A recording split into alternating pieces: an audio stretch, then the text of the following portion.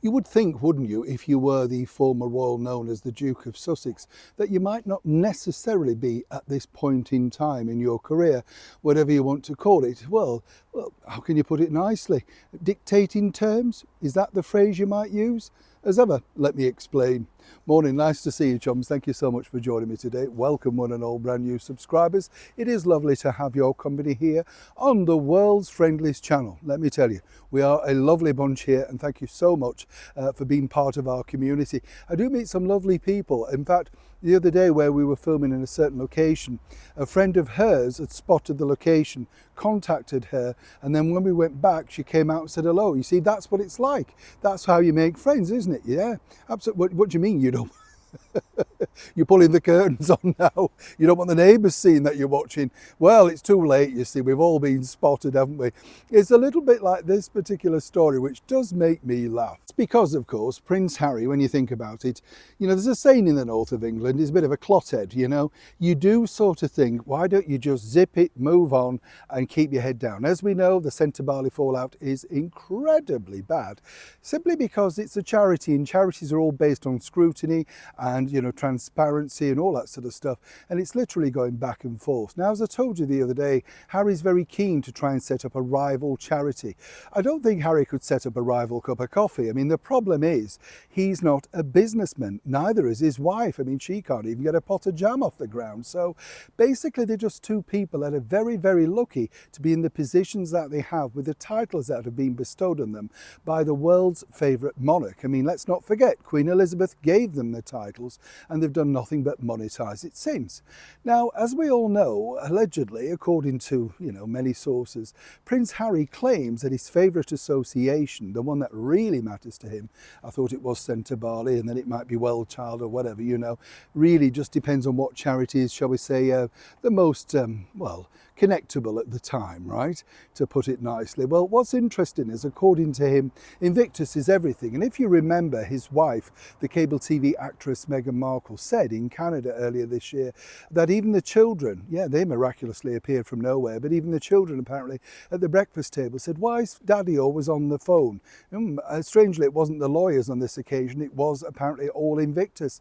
And she kept saying, it's just Invictus, Invictus, Invictus. Meghan loved it so much, she stuck it out 4 days and then cock-a-hooped it back to California to post pictures on her Instagram trying to sell jams. That dedicated to the cause, right?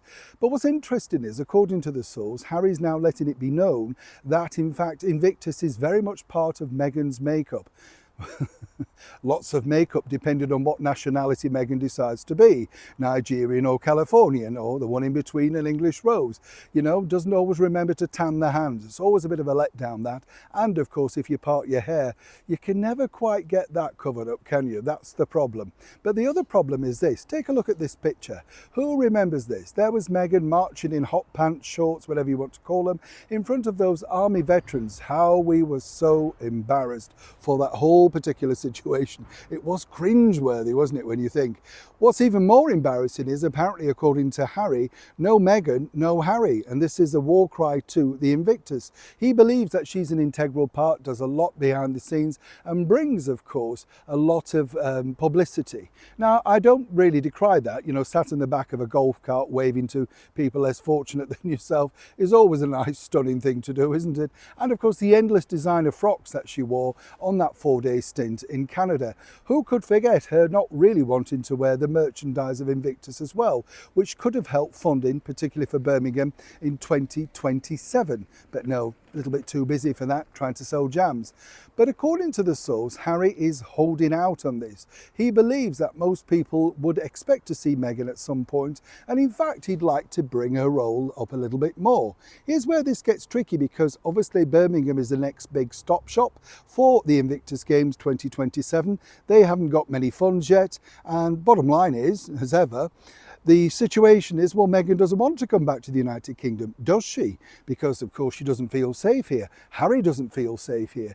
But apparently, according to the source, by 2027, everything will be rectified, and he believes that they will have no issue with Meghan representing, once again, the Invictus Games on the world stage. This time from Birmingham, and hopefully, perhaps in longer trousers.